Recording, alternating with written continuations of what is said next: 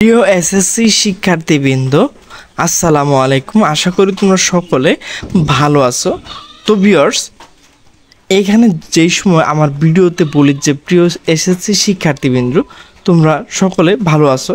তো অনেকে আমাকে কমেন্ট করেছো যে ভাইয়া আপনি আমাদেরকে বলেন অনেকে ভালো আছো কি না। তো সে বিষয়টি কিন্তু শুনলে আমাদের কাছে অনেক কষ্ট লাগে।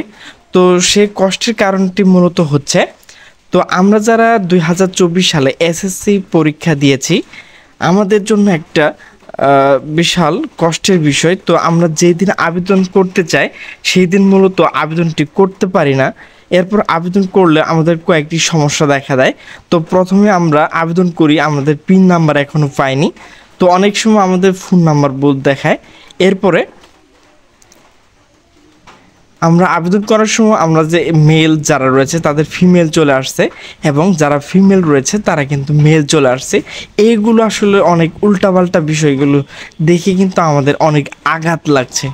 এরপর মনে করেন পিন আসে না, এরপর আবেদনে পেমেন্ট করতে গেলে পেমেন্ট সমস্যা, এরপর আবেদন আপডেট করতে গেলে অনেক সমস্যা। এইগুলো আমরা কি করব, বা আমরা কি কলেজে ভর্তি হতে পারবো? তো অনেকে বলেন আমরা বিশাল আঘাত পাচ্ছি আমাদের ব্রেনে, মনে। তো এই সিস্টেমটা কিন্তু আমরা চাইনি। তো যারা এই সিস্টেমটি আপডেট করেছে তারা এইগুলো সমাধান দিতে পারবে না কেন এই সিস্টেমটি আপলোড করেছে। তো আগেরটা কিন্তু ভালো ছিল। তো প্রথম পেমেন্ট করা হতো, এরপর আবেদন করা হতো, বেশি সমস্যা ছিল না। কিন্তু এখন প্রিন্ট আসে না, এরপর আবেদন আপডেট করতে হলে আপডেট আসে না, এরপর এখানে অনেক ঝামেলা। তো আমরা কি কলেজে ভর্তি হতে পারবো সেই বিষয়টি নিয়ে এখন আলোচনা করব। তো এরপর আরেকটি বিষয়, তো ডেলি ক্যাম্পাসে কিন্তু একটা নিউজ প্রকাশ করা হয়েছে, তো কিছুক্ষণ সেই বিষয় নিয়ে বলবো।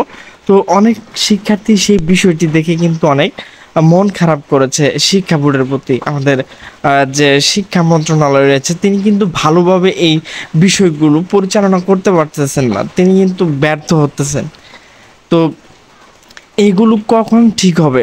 তো আরেকটা কষ্টের বিষয় হচ্ছে, তো সেই বিষয়টি হচ্ছে, তো আমাদের যাদের পিন নাম্বার আসছে না তাদের বুটে যাওয়ার জন্য বলা হয়েছে। আমরা বুটে কিভাবে যাব? তো এখানে কিন্তু অনেক ছেলে মেয়ে রয়েছে, তারা তার বাবা দিন আনে দিন খায়, তাদের কিন্তু বুটে যাওয়া সম্ভব না। তাদের ওইখান থেকে 200 কিংবা 300 কিংবা 400 টাকা আসা লাগে। এরপর তারা কিন্তু বুট চিনে না। এখানে অনেক দালাল চক্র রয়েছে। তো সেখানে 1 টাকাও লাগবে না, সেখানে কিন্তু তারা 1000 টাকা নিয়ে নেবে। তো সেই শিক্ষার্থী কি কলেজে ভর্তি হতে পারবে? সেই শিক্ষার্থী কি তার যে মনের আশা ছিল কলেজে ভর্তি হবে, সেই আশাটি কি পূরণ হবে? তো আমি শিক্ষা মন্ত্রণালয় এবং মাননীয় প্রধানমন্ত্রীকে বলবো যে এই সমস্যাগুলো দূর করেন।